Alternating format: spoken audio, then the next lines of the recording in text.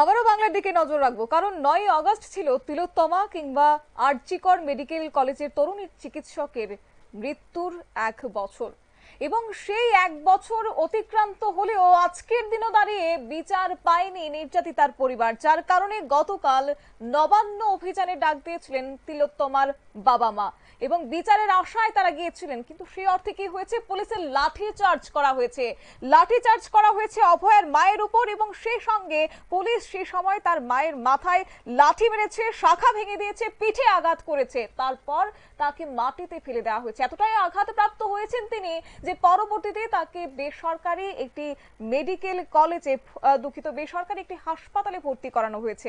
এবং এই মুহূর্তে রবিবার সকাল পর্যন্ত যে খবর পাওয়া গেছে তার অবস্থা কিছুটা স্থিতিশীল হলেও তিলোত্তমার মায়ের বেসরকারি হাসপাতালে এই যে চিকিৎসার রিপোর্ট, তাকে কেন্দ্র করে কিন্তু এবার ক্ষুব্ধ হয়েছেন তিলোত্তমার বাবা। পুলিশের কাছে মেইলে অভিযোগ তিনি দায়ের করেছেন। বেসরকারি হাসপাতালের ভূমিকা নিয়ে প্রশ্ন যেমন তিনি তুলেছেন, তেমনি উপহাস করেছেন তিলোত্তমার বাবা। বেসরকারি হাসপাতালের রিপোর্টে সন্তুষ্ট নয় তিলোত্তমার বাবা, তাই বেসরকারি হাসপাতালের দেওয়া গতকালকের রিপোর্ট এবং আজকের রিপোর্টের মধ্যে যথেষ্ট ফারাক রয়েছে। সেখানেই বলা হয়েছে একটি র্যালি থেকেই দুর্ঘটনা ঘটেছে, কিন্তু পুলিশ যে মেরে এই ঘটনাটি ঘটিয়েছে সেটার কোনো উল্লেখ নেই। অভিযোগ তুলেছেন তিলোত্তমার বাবা। কি বললেন তিনি, শুনুন।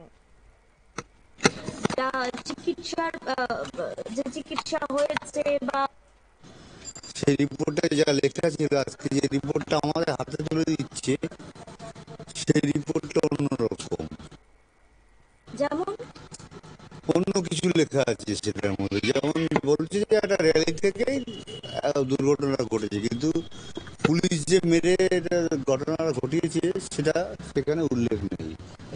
গতকাল উল্লেখ ছিল, আজকে নেই, সেই জন্য আমরা রিপোর্টটা অ্যাপ্লিকেশন।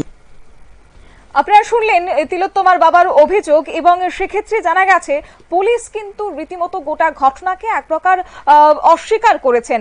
জানিয়ে আরো একবার ক্ষুব্ধ হয়েছেন তিলোত্তমার বাবা গোটা ঘটনার গতকালকে ঘটে যাওয়া সবকিছুই, এবং পুলিশের লাঠিচার্জের বিরুদ্ধে মেইল করে এফআইআর দায়ের করেছেন তিলোত্তমার বাবা। আজ সাংবাদিকদের তিনি জানিয়েছেন। তবে এখন প্রশ্ন উঠছে, আদৌ কি বিচার পাবেন? যাই হোক, সবটা সময়ের অপেক্ষা। নিয়ে নিচ্ছি ছোট্ট একটি বিজ্ঞাপন বিরতি, সঙ্গে থাকুন।